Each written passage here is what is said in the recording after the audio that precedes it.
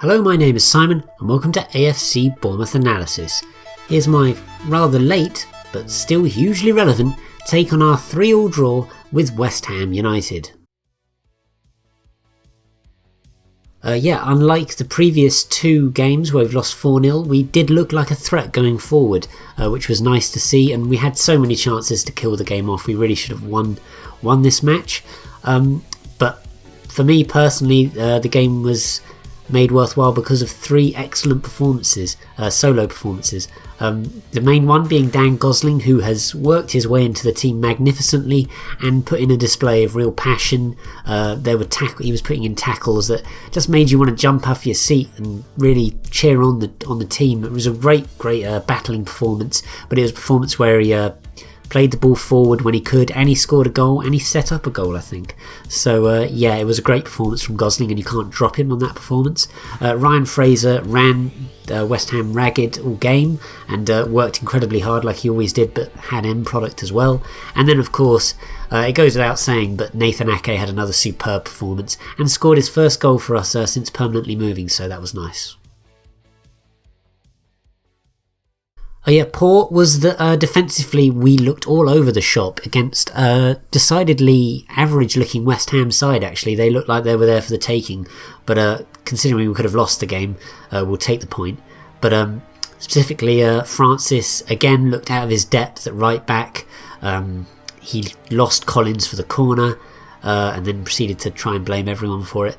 And then for the third West Ham goal, he just got turned inside and out by their winger for the cross that eventually led to what seemed to be their winner, but fortunately we got a bit more luck and got an equaliser just after that. But other than that, Begovic looked quite shaky, some poor kicking in the first half, and of course the second half he slipped over to gift Arnautovic the equaliser at 2-2, and I think if he doesn't make that slip we go on to win the game 2-1 or maybe 3-1. So it was a very costly error, and defensively we looked all over the shop, so it doesn't seem like we can be a threat going forward and tight at the back. It's either one or the other, or sometimes neither.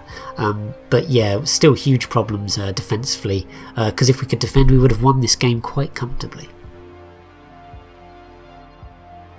Begovic's slip, which was probably a result of the terrible conditions, a horrible rain, the worst conditions I've been into for a home game this season easily, although it fails to even get close to that horrible Manchester United away trip.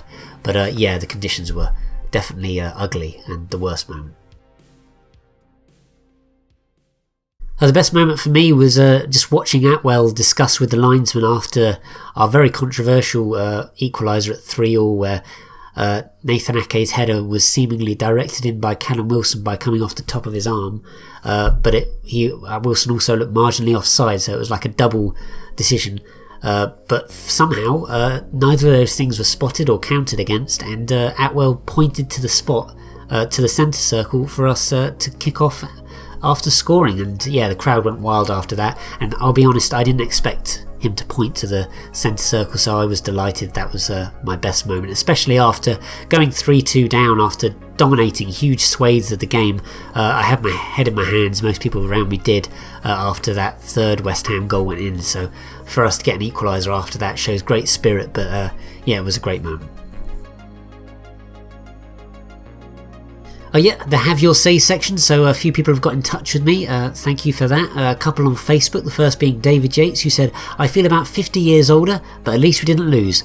Definitely the biggest positive was that we didn't lose. If we'd lost that game from, as I said, dominating large periods of it, it would have been really gutting. So hopefully the fact that we managed to salvage a point out of a situation where it looked like, we'd somehow thrown the game away against all odds, hopefully that will drive us on to putting in a great performance against Everton that will get us the 3 points that we desperately need.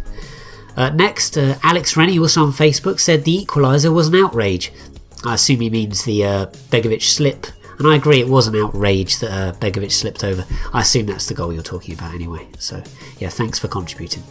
And finally, Lewis Stafford 71 on Twitter, a West Ham fan, said Francis should have been sent off, offside and handball goal, cheated once again. I don't know about that, the Francis one.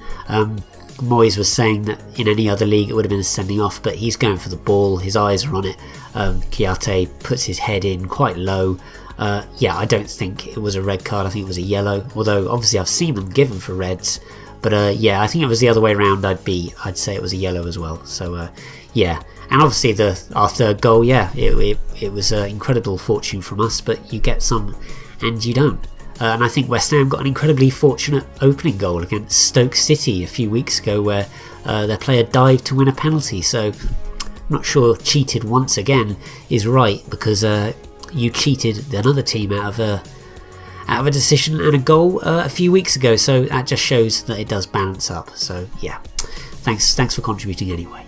But yeah, that's all for this episode. Thanks so much for watching. Please do follow AFCB Analysis on Twitter and Facebook, and subscribe to the channel, like this video, comment, let me know what you think. I also write for Yahoo Sport, and my latest post is on poor old Simon Francis, and it's not complimentary, so do check that out by following the link in this video's description. Yeah, and thanks again so much for watching, and up the cherries in all departments.